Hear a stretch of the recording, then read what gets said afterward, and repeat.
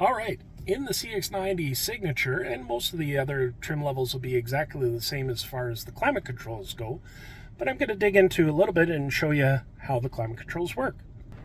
So, in our very fashionable climate control setup, you have the power button, which is going to turn on the system, your fan control, so just pressing up and down, that's going to adjust your fan speed.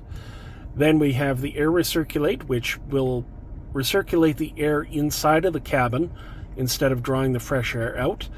Do note with that, you cannot use the windshield defroster settings with air recirculator. It always needs fresh air to work with that. Then we've got the rear control.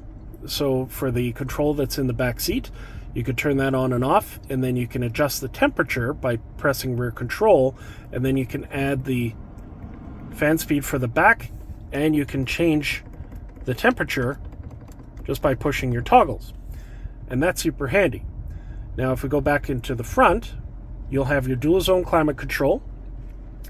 The hot and cold are right here. Sync is if you want both sides to be, like driver and passenger, to be the same, but as we just press down on the tabs, then that's going to lower your temperature, and just press on here and it's going to increase your temperature. The front and rear defrosters have their own independent quick buttons. That gives you quick access. The mode button to change where the airflow is going is right here. And as we press it, then it's going to change to dash, floor and dash, floor, floor and windshield, and back to panel. Very straightforward. Heated steering wheel, heated seats with 3 levels of intensity. And then you have your ventilated cooling seats, which suck the air into the chair. So you've got 1, 2, and 3 levels of optimized maximum cooling, and that's on both sides.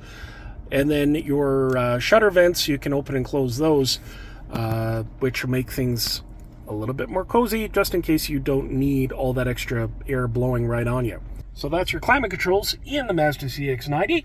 I look forward to any other questions that you may have, and we hope to be able to help you out with those.